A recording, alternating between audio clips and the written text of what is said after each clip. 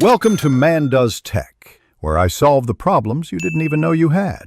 In this video, I will show how to make toffee chocolate. First, gather your ingredients: 1 cup of butter, 1 cup of granulated sugar, and 2 tablespoons of water.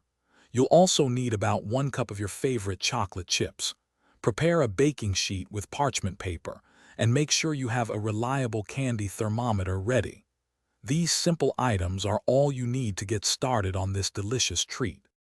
Next, combine the butter, sugar, and water in a heavy-bottomed saucepan. Place it over medium heat, stirring continuously until the sugar dissolves and the butter melts.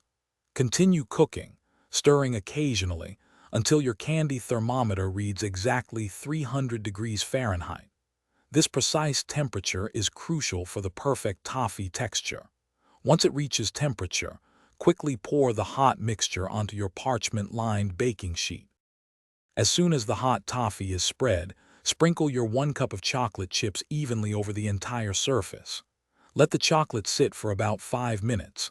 The residual heat from the toffee will melt them perfectly. Then, use an offset spatula or the back of a spoon to spread the melted chocolate into a smooth, even layer. Now comes the hardest part: letting it cool completely at room temperature until it's firm. Finally, once your toffee chocolate is completely firm and cool, it's time to break it into delicious, irregular pieces. You can use your hands or a small hammer for this. Store any leftover toffee in an airtight container at room temperature, where it will stay fresh for up to 2 weeks.